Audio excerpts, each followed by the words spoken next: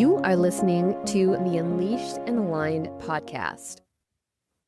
Welcome back to the Unleashed and Aligned podcast. Today we have Kim Conway, who is the entrepreneur's intuitive insight expert.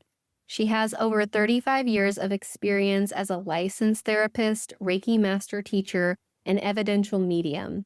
Kim teaches intuitively curious entrepreneurs how to stop chasing clarity and start channeling it. Using her signature S.O.U.L, S-O-U-L step method, she helps clients transform their inner knowing into the most powerful business strategy, guiding them to stop second-guessing and start leading with the voice that's already whispering within. Kim brings the magic, the method, and the microphone to the soul's wisdom, helping you fully trust what's been inside you all along. Welcome to the podcast, Kim. Oh, I'm so happy to be here with you, Felicia. Yay. So let's start off by telling all of the listeners a little bit about yourself and your background. So my background is that I am a licensed therapist and social worker. That's how I began my journey back when I was 23 years old. And at that time, I really had always wanted to be a therapist. And when I graduated from social work school, I could have just gone right into that. But there were some things that I struggled with since I was a child. And one of them was confidence and belief in myself. So I didn't ever feel like good enough or ready enough. So I didn't do what I wanted to do in my heart. And I started just taking social work jobs. I landed in medical hospitals, went on my way doing that. Even though probably since I was like even 5 years old, I wanted to be a therapist. Wow. I just always held myself back. So I did these jobs and I'm very grateful for that journey now. But at the time, I just never felt satisfied at work. And as I got older and I was raising my family, I had children, one of my good friends was also a social worker and she was doing private therapy. And one day I said to her, and it was probably in my late 30s by then, I said, I think maybe it's time. Like, I'm going to try to go get a job as a therapist. And a lot of therapists start like in a group practice. So you don't even have to set up like your own individual practice. And she said to me, oh, you're not trained the right way for that. You won't know how to do it. And I know it sounds very cruel, but she actually gave me a gift. But it just shot me right down. I was like, oh my God, she's right. I won't know. I don't know about like how it works with insurance companies and billing and like all these other things and like specific techniques. So I stayed small and got my next job in a psychiatric hospital as a social worker.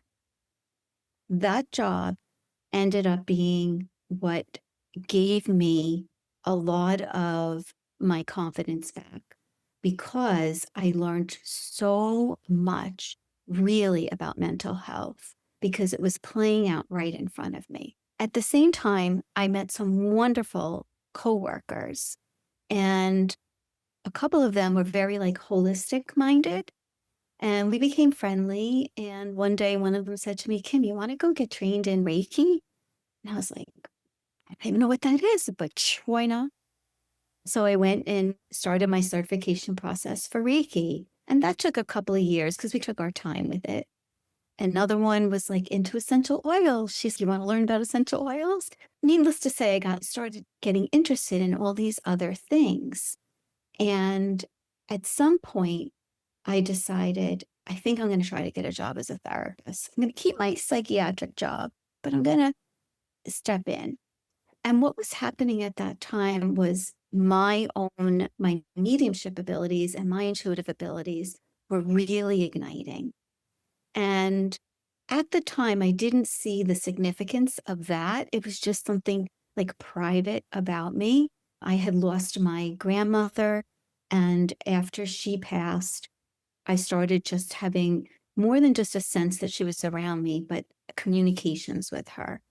And the beautiful part of it was that they were evidential communications, meaning she would give me information about something that I wasn't sure, and then I could go find out that it was right, so to speak.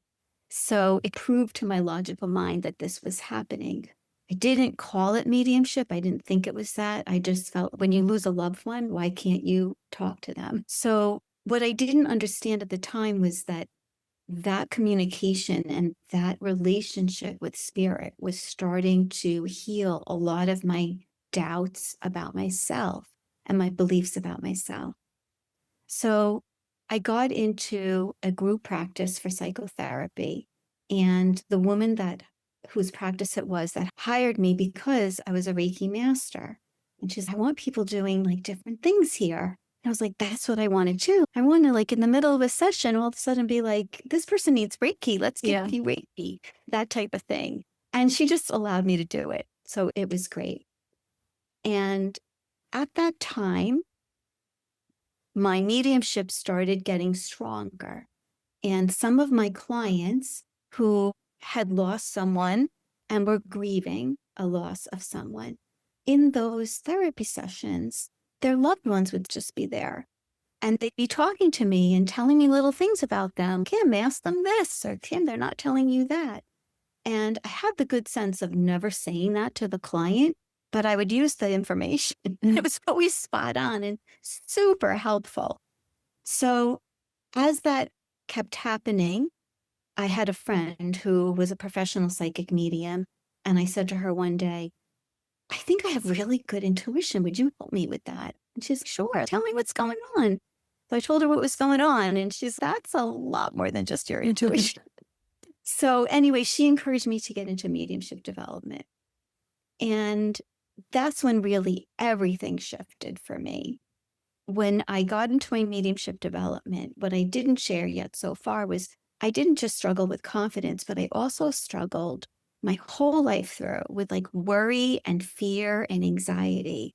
I came from a family who they were always concerned about something bad could happen. And there's specific reasons for that because my grandmother and great grandmother were all survivors of a genocide. And there's like all this ancestral trauma. I would just always be worried, especially about people I cared for. And it caused me a lot of anxiety and even panic. I had gotten to the point in my life where I just accepted that's who I was because I tried a lot of different things. Like I'm a therapist now, right? I know what to do. But it didn't cure it. It just was who I was. But as I got into my mediumship development, I started over time noticing that part of me was getting better too. I was calm. I wasn't so fear-based. And I didn't understand what was actually helping me. So I took a long look at that. And I realized that through my intuitive development, part of it was me developing a relationship with what I call the soul and the spirit of us, or someone else may call it like the heart of you. And that part of me was healing these aspects of me that I had struggled with for my whole life. And as I got more connected to that part of me, I really started listening to it more and noticing that I can trust this. This is really having a very powerful, positive impact on my life. So I'm going along, and before we started the podcast, you said, like, think of moments when you were small, like you stopped thinking small or you stopped playing small. And the first moment was like when I entered the psych hospital because I was terrified I wasn't qualified for that. Then it was when I joined this group practice. But then I started having this strong nudge from like deep inside of myself, like a magnet, to leave all of that behind and go get my own space and open up my own center, so to speak. Maybe I was going to do therapy, Reiki, all these other things, intuition. So I'm not kidding when I say in 2 weeks' time, I told my husband what I wanted to do, started searching for a physical space, got a physical space, convinced the landlord to do all this work on the space to completely change it to suit my needs. And a couple of other therapists at the time reached out to me and they were like, what are you up to? What are you doing? Can we come along? So now I had other people coming along with me.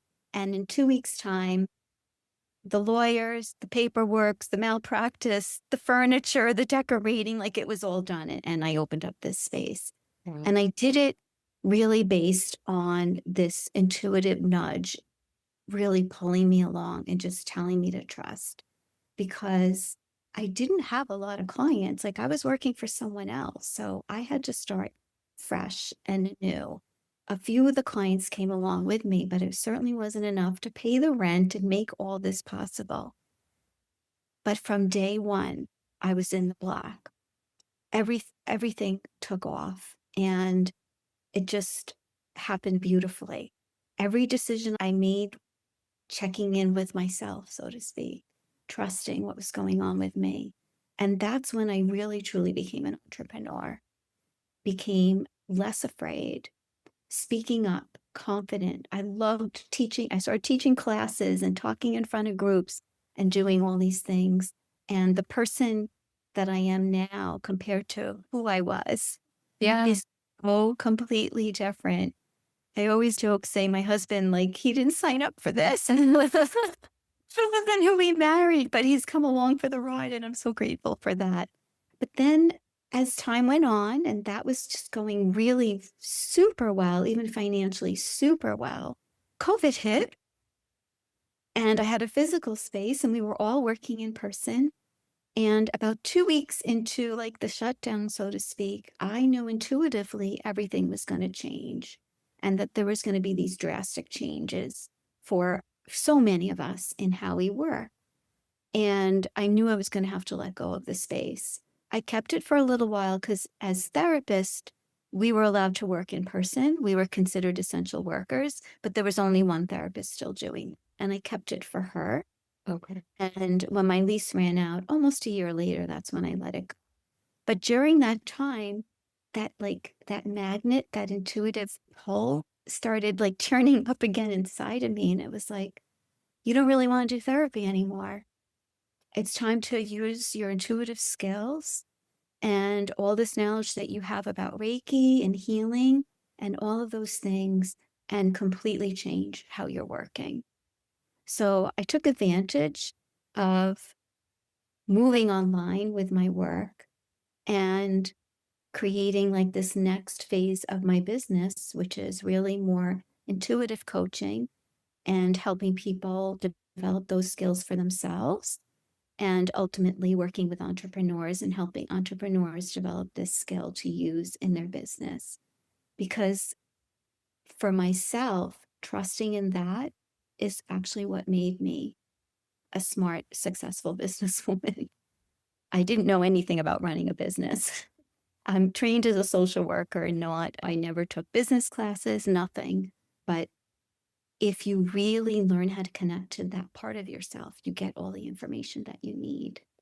And then there's someone that can create an Excel spreadsheet for you. You don't have to learn how to do that. It was a lot of jumping in, then moving, jumping in again, and then moving and jumping in again. And the common thread between all those things was really my intuitive development.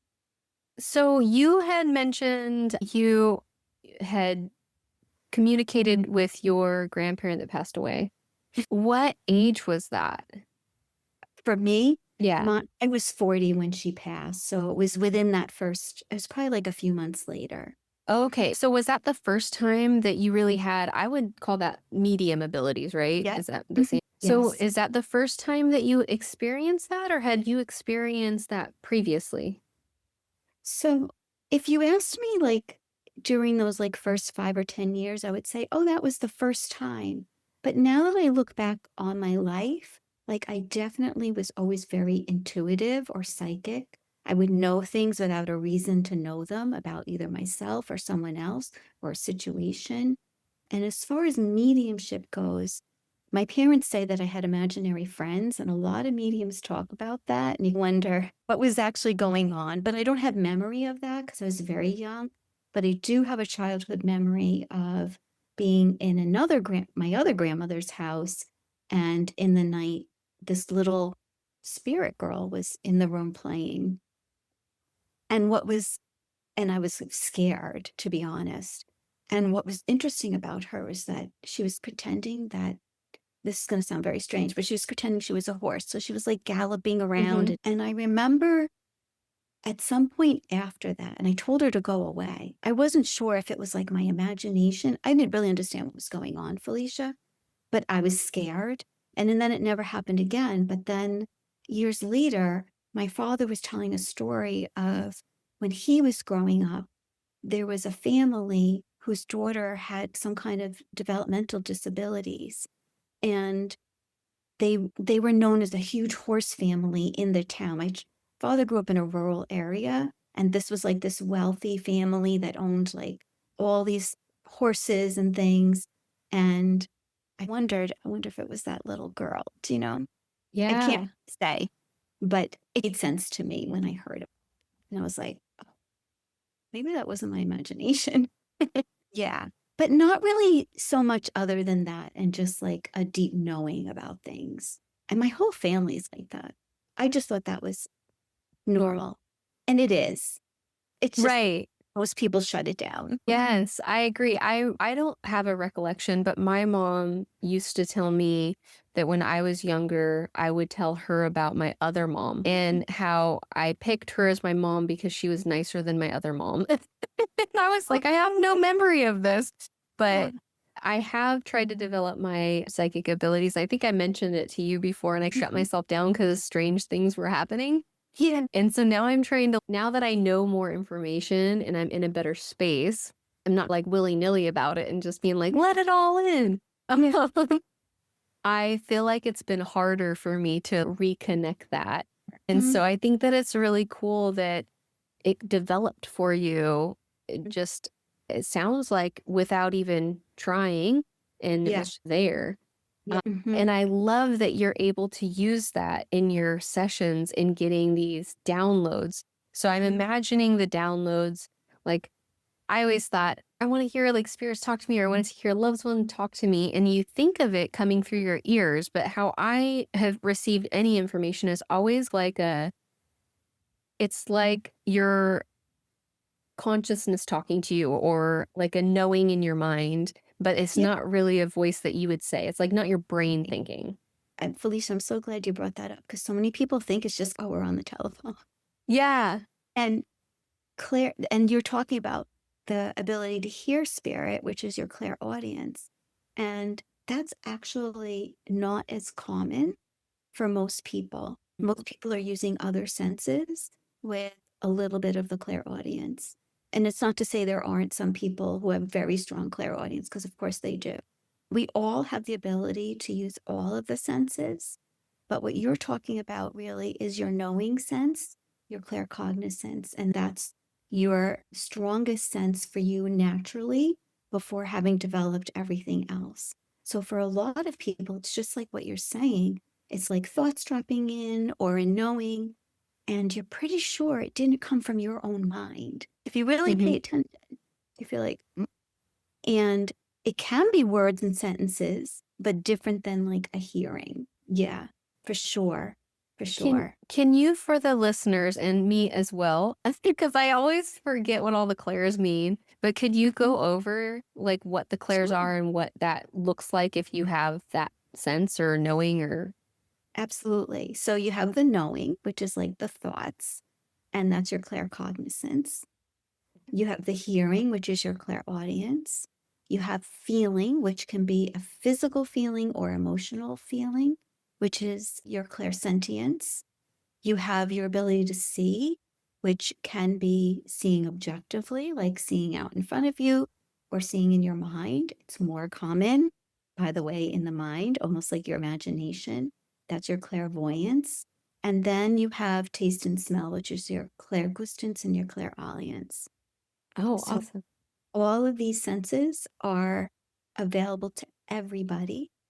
And to some extent, we are all using them, especially when it comes to your intuition, Yeah. because that's running in everybody all the time. I think that most of us have that, oh, I should have listened to myself when this happened, or Mhm. that like just little twinge of you shouldn't do that. And then you do it Yeah. anyways. Your Yeah. logical brain kind of kicks in. So we went over the times where you were dimming your light and not really fully not doubting yourself and things like that. you've also spent over 35 years as a therapist and now leading your soul-led method. Can you talk a little bit about that soul-led method for the listeners? Sure. So that's the method that I created out of all my years of mediumship and intuitive development. I really looked at what what works the best, what has the biggest impact on that development. Because for myself, I was in no rush to develop it. I was just really curious and enjoying it. I never thought, oh, I'm going to be a medium who gives readings all day long. I wasn't really sure what I wanted to do with it. I just was really loving it. But with working with entrepreneurs, like you have a goal for yourself, right? You're wanting to really grow your business. You're wanting to make more income, help your clients more. So there's not this, you don't want to spend 10 years developing your intuitive abilities to make that happen. So I really just looked at all that teaching and the things that helped the most, and not only what helped me the most, but what I also noticed in my colleagues. So that's how I came up with this 4-step method. Ooh, The first step is really looking at the things that really block or cause resistance in us. So that would be things like beliefs that you have, right? So it could be beliefs that you have about intuition, mediumship. So for instance, I never looked at myself as a medium because I thought you have to be born that way. I was in my 40s, so that's not me. I'm not that weird thing. So there were a lot of beliefs that I had. Sometimes beliefs can be religious or cultural beliefs about this. And those beliefs make it a little harder to strengthen that connection. Things like your confidence in yourself. So, to trust your intuitive abilities, you have to develop a deep trust in yourself coming from within you. And we're really taught to be logical. We're taught to pay attention to reason and facts. So, it's really not our fault that it's hard to trust. It's not based on reason. Like what you were saying, oh, I should have listened. How many times have we all said that? Oh, I knew it. Oh, I thought that was going to happen, or I felt that, but I didn't pay attention. Or how about when you feel it and you do listen and it works in your favor? Those are the wonderful times. So working through all these things that make that connection harder. So it's basically like we're going to unclog the pipes to get the information flowing for you. oh, I love that. Uh, yeah. I love how you touched on, how you felt that a medium, you were just born with it, because I have had the same thoughts. I'm like, I Mm. really wish I was a medium, but those are for the people that are born with it Yeah, that just know that it. ship has sailed for me. Let me tell you, in mediumship development, there were people in my classes in their 80s. Wow. This can happen at any time, or even psychic intuitive development. So it's more common that people aren't having experiences throughout their childhood, that it's starting later on. Mm. So it's basically a mixed bag. It can happen at any time in your life. And what I also notice, and this is not based on science, but this is just me noticing, like all the people I met in my classes, a lot of times a significant event happens in your life, and then these things are ignited. So for me, it was the loss of a loved one, and the loss is a big factor. Trauma is a factor, or a significant change. It's maybe a time in your life where you just really needed that extra support from inside Mm. yourself. What old identities or beliefs or roles did you have to release to fully embody this like next chapter of your work? Or if you're going into a new chapter, like what are you releasing now? It's it's so interesting. That's an interesting question, Felicia. And I wonder if yourself or even your listeners will see themselves too. It's like the things that I started out with, self-doubt, fear, holding myself back, confidence, those were my big plagues. And even though I've worked through so much of them, anytime I'm going to step into something new, I have to look out for what fears are showing up. Where am I not believing in myself? It's like the polishing of that once again, but it's never quite as deep. It's just like the next layer of it. And I really do believe that as entrepreneurs, our businesses and our work is just our soul's expression for ourselves to help us grow in the ways that we're meant to grow. So a new launch might ignite something like that. Teaching a new class might ignite something like that. And I've got to work through it before I do it. I love how you said polishing that next level of your, because and I think that it's so amazing that you brought that up as well, because you're right. Anytime we're going to that next version of ourselves, it's not like we develop our self-concept and we get rid of the fears and we get rid of the limiting beliefs, but then that next level, we have all new ones that show up. So it's never as like probably as deep as the first time, because the Right. first time is the first deep layer, and that's the hardest. Yeah. We've already gone through it. We already have that muscle memory of what to expect, but it's like a Yes. new version. I love that you said the muscle memory, because that's true, because we also know what helped us get through it. Use that again. Yeah.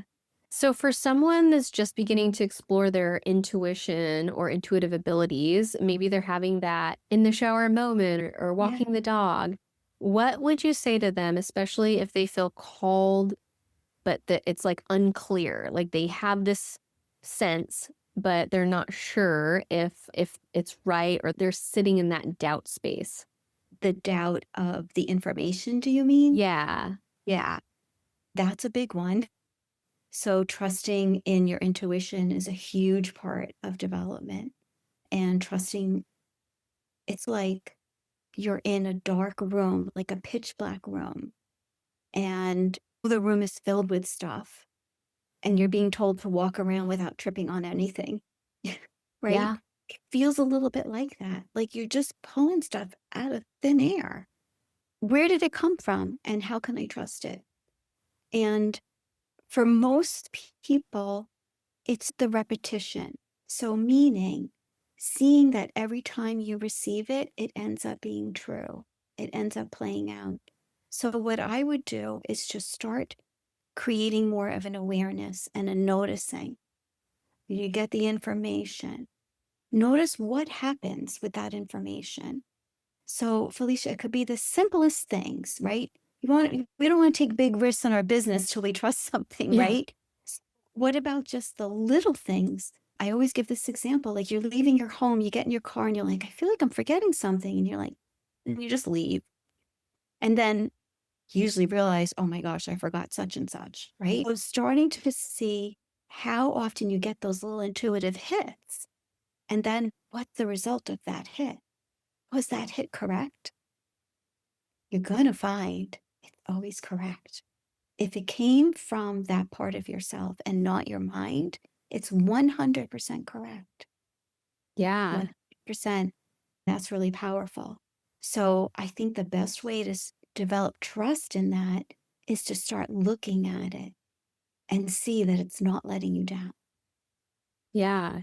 And I think sometimes it can, or at least in my journey, I was like, how would I know if it's my intuition or if it's my mind?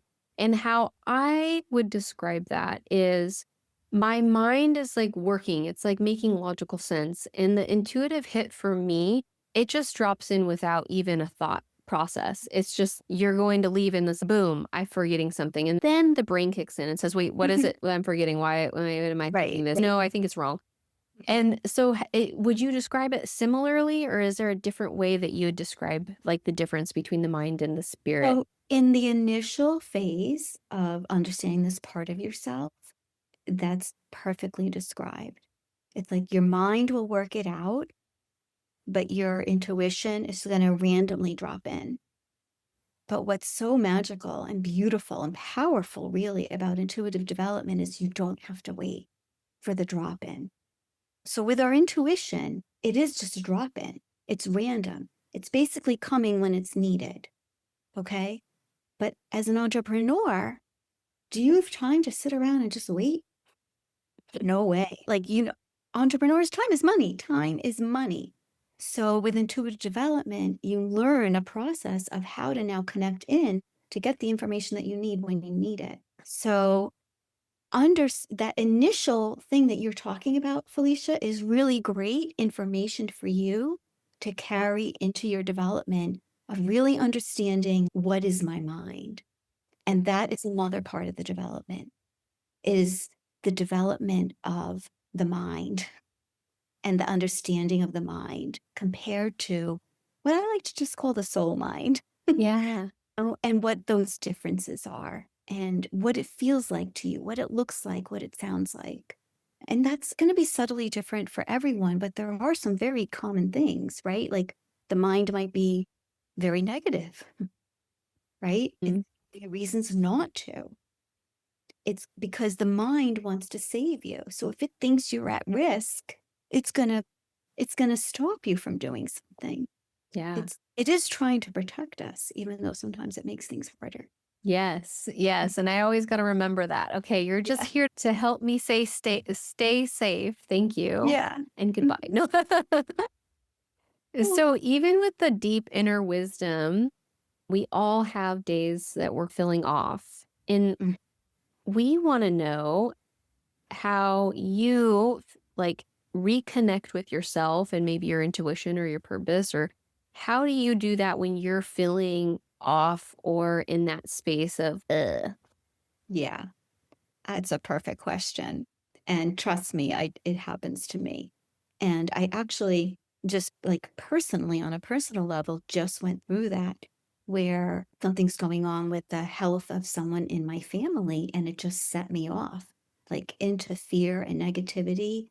And I felt very disconnected from my soul, from spirit, and from all of that wisdom because I was really just getting sucked into that old version of me. Mm.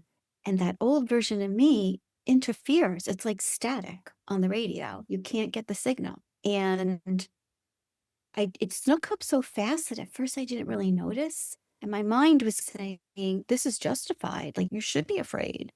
And then my husband, out of the blue, said to me, why do you always have to be so negative? Why can't you just have the belief that everything's going to work out? And I was like, oh my God, who am I being? Like, he woke me up. I jumped back into old Kim so easily.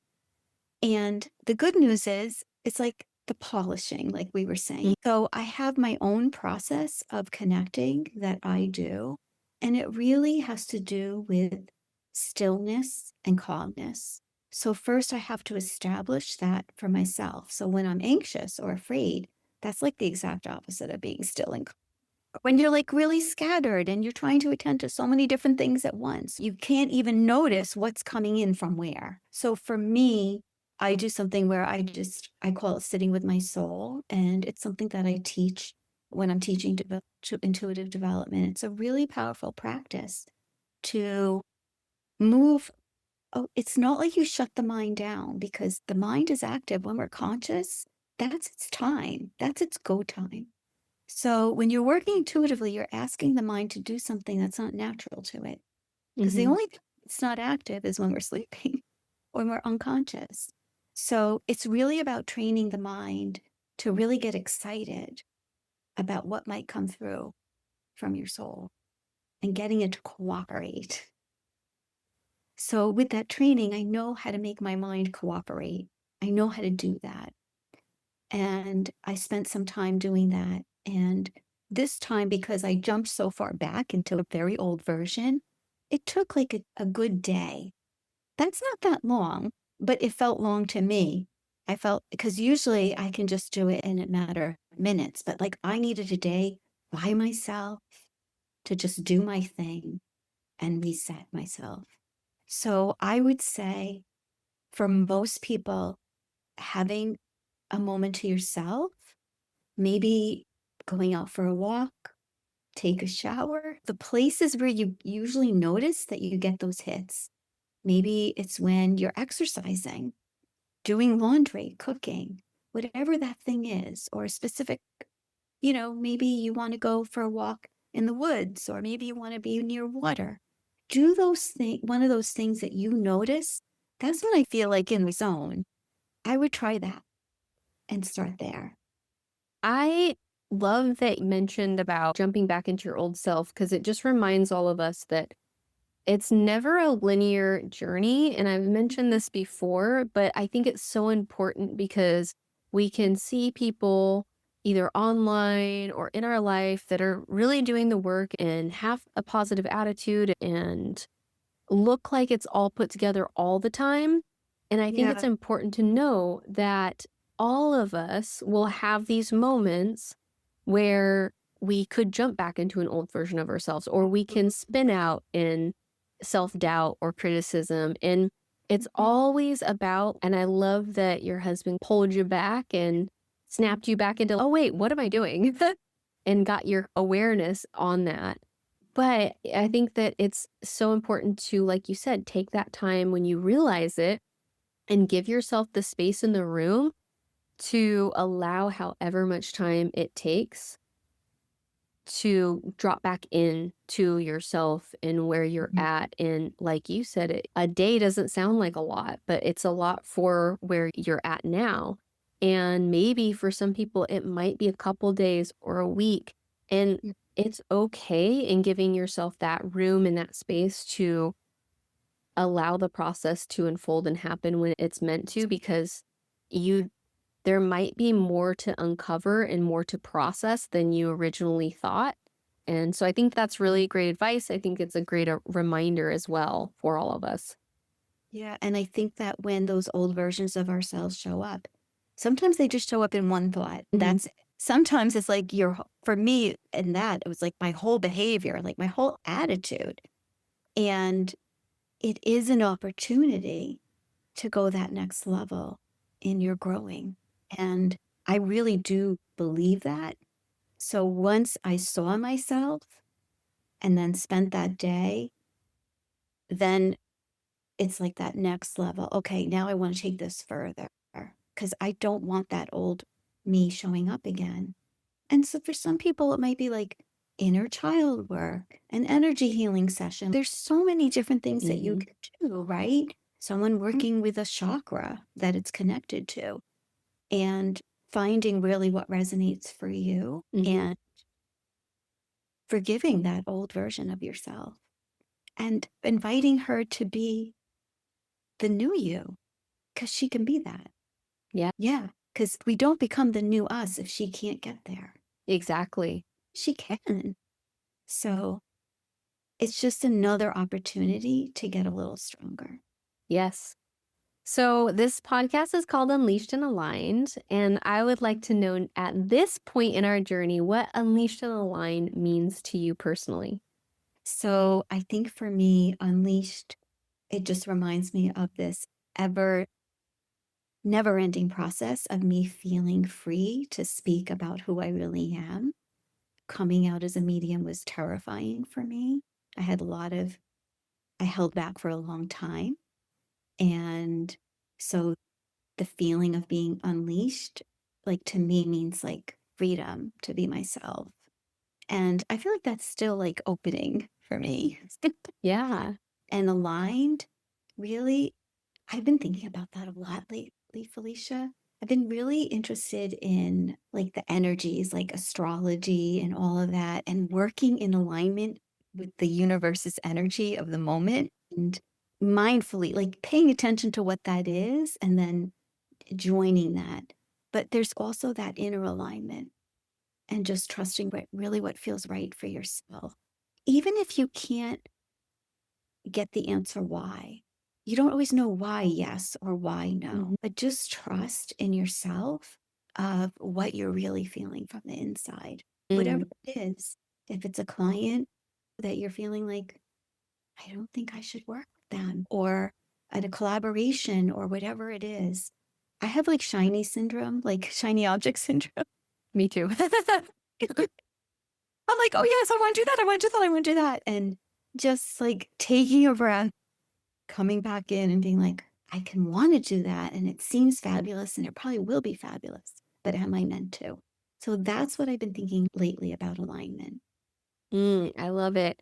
One thing that you mentioned about being aligned and say you don't always know what that yes or no is going to lead to, it Mhm. reminded me of something I was going to touch on earlier that you mentioned. And that was how when your friend said this to you, it unfolded in this way, this beautiful way that you wouldn't have known that it was going to before. it maybe shut you down a little bit on that first thought of, oh, I'm going to be a therapist. And so you took a different avenue, and then this whole new world opened up. And I just wanted to touch on that, on how we don't know what these events in our life, how they're going to unfold.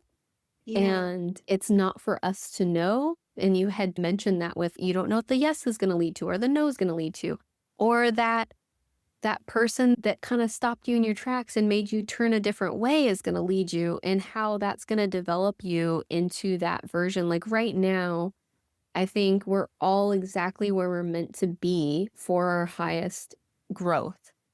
And so whatever that is, like, you could be doing something now and be like, I don't want to do this job. This is not meant for me. But something in that job is teaching you, whether it's like your mindset, whether it's your emotional intelligence, or whether it's a skill that you will be then bringing into that next version of yourself. And so I think that's just something I wanted to touch on and remind all the listeners as well, because I think you so beautifully mentioned that multiple times in this conversation that we've had together. That's a powerful statement, Felicia. And you just even made me think about how sometimes the things that we struggle with or that are hard for us, then you can beat yourself up for it, right? So part of my self-doubt was like, I wouldn't speak up.